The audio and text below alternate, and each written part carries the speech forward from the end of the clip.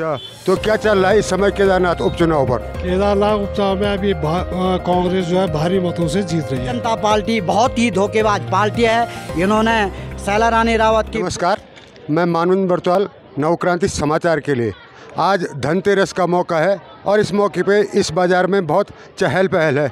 आइए इस चहल पहल के बीच केदारनाथ उपचुनाव की भी हम चहल पहल देखते हैं कि क्या कहते हैं जनप्रतिनिधि। मेरे साथ यहाँ पर आप खड़े हैं, क्या शुभ नाम है आपका?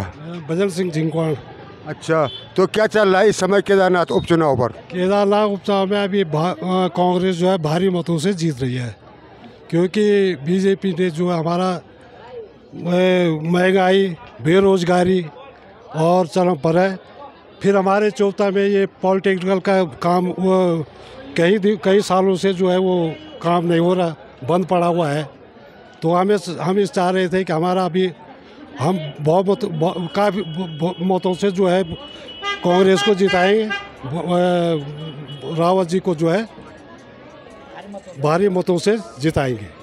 ठीक, जानते हैं यहाँ पर हमारे बीच में भारतीय जनता पार्टी के सक्रिय सदस्य श्री पंचम सिंह नेगी जी भी हैं। जानते उन्हीं से कि वो क्या राय रखते हैं इस उपचुनाव के बारे में। नेगी जी, आपकी क्या राय है इस चुनाव के बारे में? नमस्कार भाई साहब, आपके चैनल को सर्वप्रथम मैं धन्यवाद देना चाहूँगा कि आपने क्षेत्र का मिजाज जानने के लिए जो आप अपने चैनल के माध्यम से जो सर्वे कर रहे हैं, उसी के तहत मैं आपके चैनल के माध्यम से कुछ कहना चाहूँगा कि भारतीय जनता पार्टी में हमने भी शैला रानी रावत के व्यक्तिगत तौर पे अपनी आस्था जताई थी, लेकिन भारतीय जनता पार्टी बहुत ही धोखेबाज पार्टी है। इन्होंने शैला रानी रावत की पुत्री को एक अभिमन्यु की तरह घेर कर इनको टिकट न देकर इन्होंने भारतीय जनता पार्टी ने ऐश्वर्या रावत के साथ बहुत ही अन्याय किया है।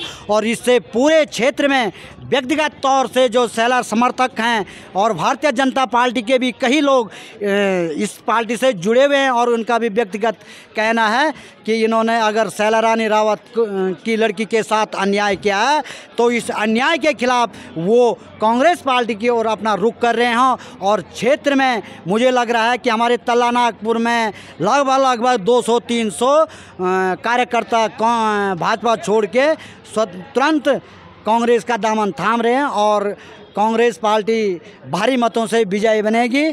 और मैं ये चाहता हूं कि इन्होंने ऐश्वर्या रावत के साथ जो अन्याय किया है इसके बिल्कुल खिलाफ माहौल जाएगा। तो जैसा कि मैंने पूर्व में भी कहा कि इस कल के टिकट वितरण के बाद बीजेपी में बगावत तय है और वो सच साबित हो रही है। ब्रज नेगी हैं, आइए जानते हैं उनसे भी कि उनके क्या विचार हैं। नेगी जी, उपचुनाव के बारे में आपका क्या विचार है?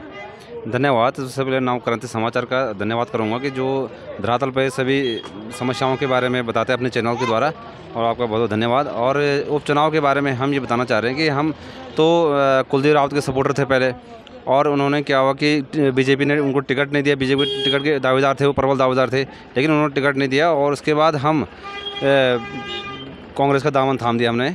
जो भी हमारे ये सपोर्टर थे कुलदीप रावत जी के, उनके हम कांग्रेस के सपोर्टर बन गए हैं, क्योंकि बीजेपी में हमने देख लिया कि बहुत ही घपलेबाजी हो रही है। और नहीं तो पूर्व विधायक थी हमारे शैला रानी रावत जी, दिवंगत हो गई हैं।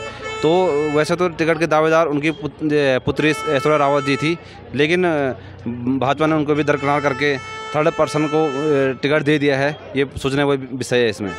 तो कुलदीप रावत जी को तो आशा नोटियाल जी के चुनाव प्रचारक का सारथी बना दिया गया है।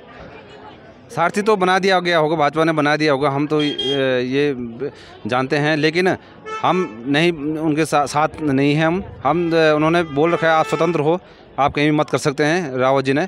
तो बाकी हम कुलदीप रावत के साथ थे ना, हमने उनकी पार्टी नहीं देखी, बीजेपी में थे, वो कांग्रेस में थे, कहीं भी जाते हम उनके साथ थे, लेकिन उन्होंने टिकट नहीं लिया, उनको टिकट नहीं दिया गया, वो निर्दलीय नहीं लड़ रहे। तो हम कांग्रेस के साथ, सभी लोग कांग्रेस के साथ देंगे इस बार, और केदारनाथ से कांग्रेस ही विजयी रहेगी। धन्यवाद। तो सुना आपने कि इनका कहना क्या है कि वो पहले कुलदीप रावत जी के समर्थक थे, लेकिन उनको टिकट न मिलने के कारण ये भी बगावती तेवर अपना चुके हैं।